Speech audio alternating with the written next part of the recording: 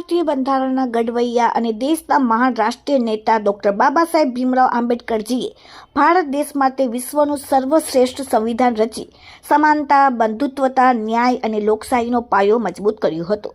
દેશમાંથી અન્યાય, અત્યાચાર અને ભેદભાવ દૂર કરી સર્વ સમાજને સમાન અધિકાર મળે તે માટે તેમણે જીવનભર સંઘર્ષ કર્યો હતો. ડૉક્ટર બાબા સાહેબ આંબેડકરજી માત્ર એક મહાન વિચારક જ નહીં, પરંતુ સમગ્ર દેશના ગૌરવ અને પ્રેરણા સ્ત્રોત છે. તેમની વિરુદ્ધ કરવામાં આવતું કોઈ પણ અસામાજિક કૃત્ય દેશની બંધારણીય વ્યવસ્થા, કાયદા પ્રણાલી અને રાષ્ટ્રીય એકતા વિરુદ્ધનું ગંભીર ગુનાહિત કૃત્ય ગણાય છે. આ સંદર્ભે તારીખ 1/1/2026ના રોજ મધ્યપ્રદેશ રાજ્યના ગ્વાલિયર જિલ્લાના પટેલ નગર સ્થિત સિટી સેન્ટર ખાતે અનિલ મિશ્રા, મોહિત શર્મા, અભિત દુબે, વ્યાનેન્દ્ર શર્મા, કુલદીપ કાકેરિયા, અમિત ભદૌરિયા, ગૌરવ વ્યાસ સહિતના કેટલાક અસામાજિક અને અસંવૈધાનિક સંગઠનો સાથે સંકળાયેલા તત્વોએ જાહેરમાં ભારતીય સંવિધાનના ઘડવૈયા ડૉક્ટર બાબા સાહેબ આંબેડકરજીનો ફોટો સળગાવી તેને પગ તથા જૂતા નીચે કચરી આંબેડકરજી તથા સગપાળ જાતિ વિરુદ્ધ અસભ્ય નારાજગી અને નારાબાજી કરી હતી. આ ઘટનાને કારણે સુરત શહેર સહિત સમગ્ર ભારત દેશમાં વસતા સમસ્ત બૌદ્ધ આંબેડકરી સમાજ, તેમના સંવિધાનમાં શ્રદ્ધા રાખનાર અને બાબા સાહેબ આંબેડકરજીને માનનારા કરોડો દેશવાસીઓની ધાર્મિક તથા સામાજિક ભાવનાઓને ગંભીર રીતે ઠેસ પહોંચી છે. તેથી દેશના રાષ્ટ્રીય નેતાનું જાહેરમાં અપમાન કરી સમગ્ર દેશમાં તંગદિલી, રોષ અને અસંતોષનું વાતાવરણ ઊભું કરવાનું આ કૃત્ય દેશની અખંડિતતા અને સામાજિક એકતા માટે ઘાતક સાબિત થાય તેવું છે.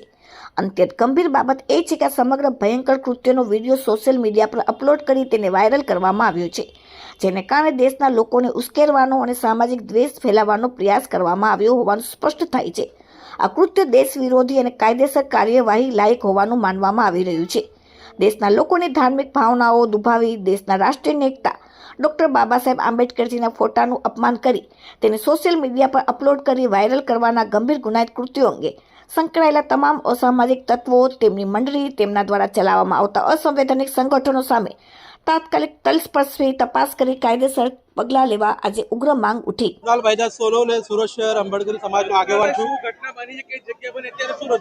ગ્વાલિયરમાં અનિલ મિશ્રાના સમર્થકો અને અનિલ મિશ્રા દ્વારા લોકોને વિભાજિત કરીને બાબા સાહેબનો ફોટો ત્યાં બાળવામાં આવ્યો ગ્વાલિયરમાં અને એમના ઉપર ગુનો પણ દાખલ થયો.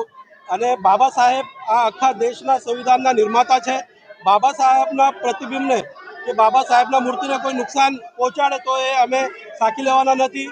આજે બાબા સાહેબના સમર્થનમાં અને સંપૂર્ણ દેશમાંથી લોકો મોરચો કાઢી રહ્યા છે કે અનિલ મિશ્રા અને એના જેવા અનેક જે બાબા સાહેબના વિરોધમાં બોલે છે, દેશમાં વિભિન્નતા પસરાવે છે, એવા લોકો ઉપર ગુનો દાખલ થવો જોઈએ અને રાસુકા જેવો, દેશદ્રોહ જેવો ગંભીર ગુનાઓ એમના ઉપર દાખલ થવા જોઈએ એવી અમારી માંગણી છે.